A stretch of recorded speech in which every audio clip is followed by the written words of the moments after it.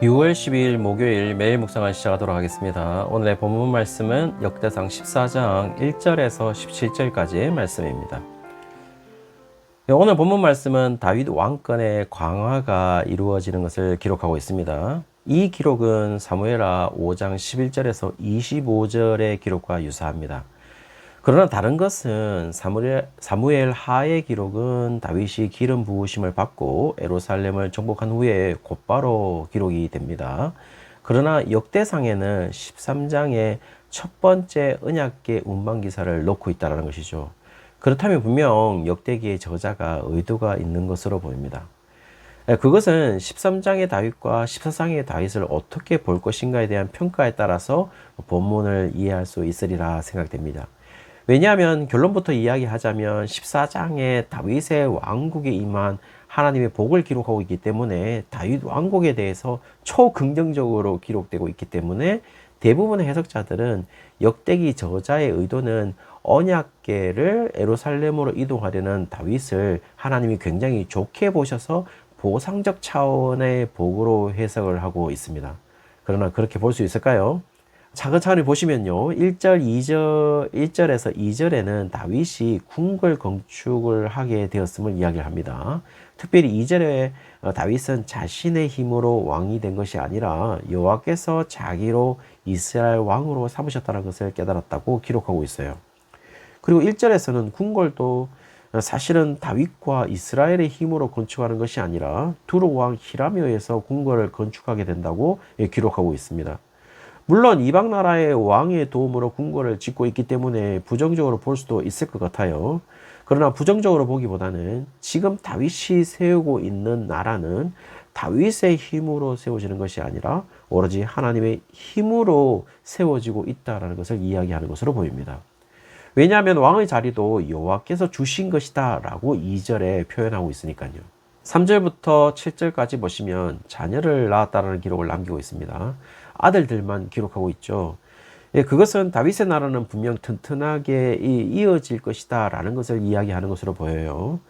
딸들만 있거나 자녀가 없다라면은 그 나라의 대는 끊어지듯이 아들이 많이 있다라고 하는 것은 그의 나라가 계속 이어질 것이다 라는 것을 이야기하고 있고, 특별히 4절에 솔로몬이 기록되고 있어서 지금 세워지는 궁궐의 다음 주인을 기록하고 있기 때문에 다윗의 나라가 이어질 것이다 라는 것을 이야기해 주고 있습니다. 1절에서 17절까지 보시면 갑자기 이제 블레셋과의 전쟁을 기록하고 있어요. 이 부분에서 블레셋과의 두 번 전쟁을 기록하고 있거든요.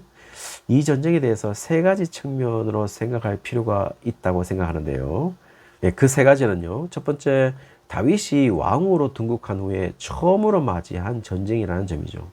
그리고 두 번째는요. 사울은 블레셋과의 전쟁에서 패했는데 다윗은 어떻게 될 것인가 라는, 그것이 지금 이 블레셋 전쟁을 바라보는 초점이라고 할 수 있겠죠. 세 번째는요. 이 전쟁이 단순한 전쟁이 아니라 여호와 전쟁의 형태를 띠고 있다는 겁니다. 홀리워라는 거죠. 거룩한 전쟁이라는 것이죠.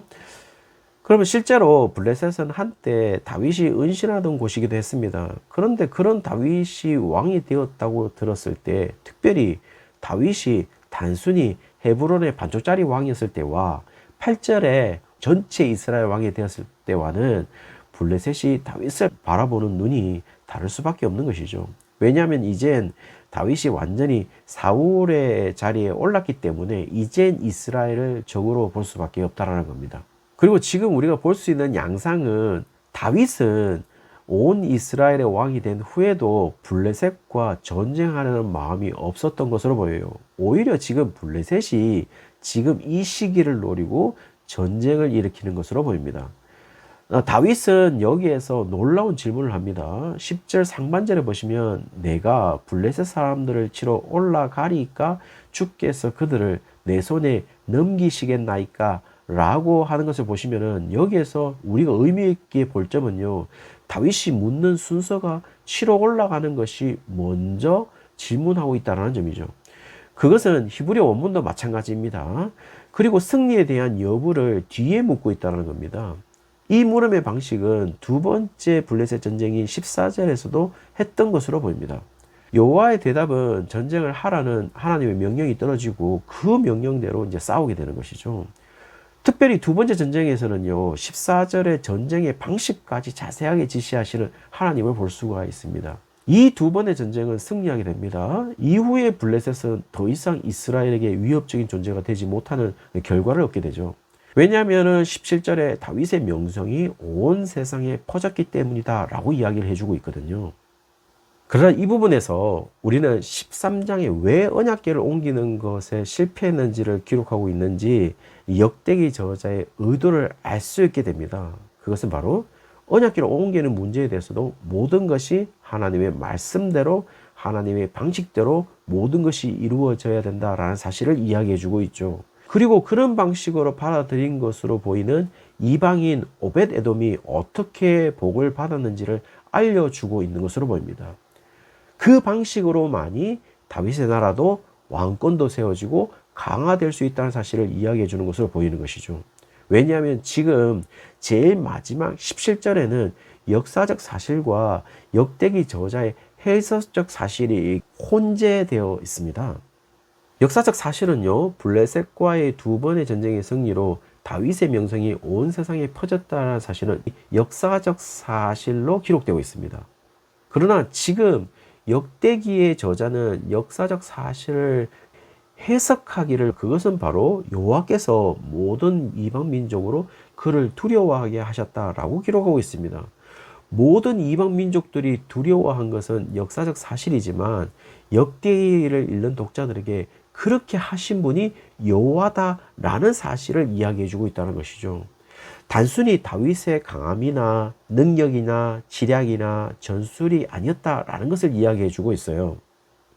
다윗의 강함이나 능력이나 지략이나 전술에 의해서 일을 한다면 이미 역대기 저자는 언약궤를 옮기는 문제에서 실패를 하게 함으로써 16절에 다윗이 하나님의 명령으로 행하여 블레셋 사람들의 군대를 쳤다고 기록하고 있듯이 다윗의 나라는 자신의 강함이나 능력이나 지력이나 전술로 강해지는 것이 아니라는 사실을 지금 언약궤를 옮기는 문제에서도 지금 우리에게 말해주고 있고, 지금 오늘 블레셋을 이기는 문제에 대해서는 결국 여호와의 방식으로 이 다윗의 나라가 세워지고 영원할 수 있다는 사실을 지금 이야기해주고 있다는 것이죠. 그러므로 많은 해석자들이 언약궤를 옮기려고 하는 이 다윗이 기특해서 14장에 다윗에게 복을 주시는 것이 아니라, 다윗이 복을 받는다면 그것은 철저하게 하나님이 다윗과 언약하신 것을 지키시는 것이고, 그것을 지키는 방식은 다윗에게 달려있는 것이 아니라 하나님에게 달려있어서 철저하게 하나님의 방식으로 그 언약을 지키시고 이룰 것이다 라는 것을 이야기해 주고 있다는 겁니다. 이제 문제는요, 역대기를 읽는 독자들에게 그렇게 복을 받는 블레셋에게 승리하는 온 세상의 명성이 퍼진 다윗을 볼 것인가, 아니면 그렇게 역사하신 하나님을 볼 것인가 라는 것을 질문하고 있다는 것입니다. 지금 다윗은 하나님의 방식을 질문하고 있고, 그 질문의 답을 들은 후에 하나님의 명령에 따라서 그대로 자신의 삶의 태도를 가지고 실행하는 것을 볼 수가 있죠. 적어도 블레셋의 전쟁에서는요. 그것은 아마 하나님의 방식을 가지지 못했던 언약궤 이동의 실패가 다윗에게 큰 교훈을 준 것으로 보입니다.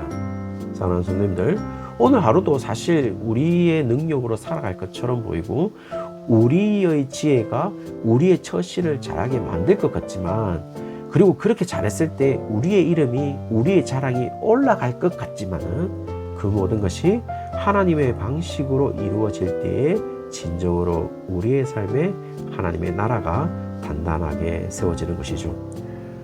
우리의 노력과 능력으로 세우려고 한다면 그것은 우리의 나라이므로 사울의 나라와 다를 바가 없습니다. 그 사울은 블레셋에게 패했습니다. 사랑하는 성도님들, 다윗을 교훈 삼아 하나님의 방식으로 매번 질문하며 우리의 인생을 살아가는 날이 되시기를 주의 이름으로 축원합니다.